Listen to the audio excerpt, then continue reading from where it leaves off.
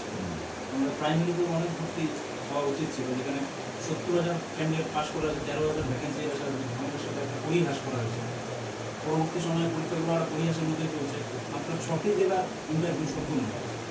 আর আমাদের ইন্টারভিউ এখন স্বচ্ছতা নিয়ে প্রশ্ন ছিল, আপনারা আসছেন, আমরা ভরসা এবং স্বচ্ছতার সঙ্গে কাজগুলো হবে। আমাদের বিনীত আবেদন স্যার আপনার কাছে, সিটটা ভ্যাকেন্সিটা একটু বাড়াবেন, নাহলে আমরা উত্তরের ছেলেরা বঞ্চিত থেকে যাবো স্যার। কারণ বঞ্চিত থাকার কারণটা উত্তরের ছেলেদের একাডেমিকটা কম স্যার, আগে বলে কিন্তু জানেন শিক্ষক হিসেবে বিভিন্ন ক্ষেত্রে উত্তরের একাডেমিকটা দক্ষিণের তুলনায় অনেকটাই কম।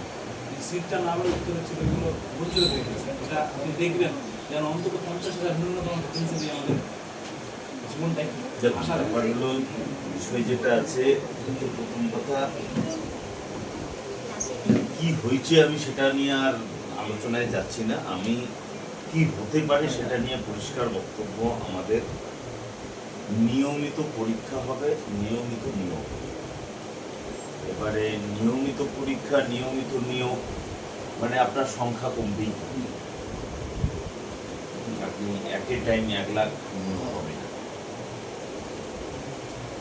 প্রথম যে ধাক্কাটা আছে, প্রথম ধাক্কায় হয়তো মনে করেন একটা লম্বা সংখ্যা চলে যেতে পারে, একটা বড় সংখ্যা হতে পারে। পরবর্তীতে কি হবে, প্রতি বছর যে পদগুলো থেকে অবসর নেবে আর কি, সেই পদগুলোতেই আবার পুনরায় নিয়োগ হবে।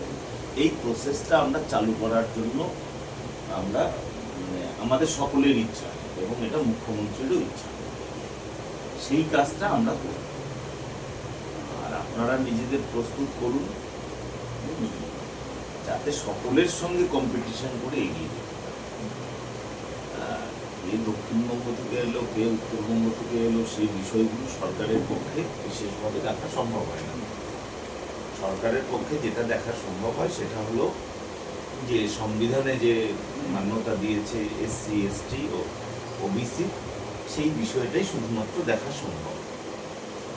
আর এসসি, এসটি, ওবিসি ইমপ্লিমেন্টেশনের ক্ষেত্রে অনেক দুর্যোগ ছিল, অনেক অভিযোগ ছিল। সেই অভিযোগগুলো নিষ্পত্তি বা সেগুলোর থেকে কি করে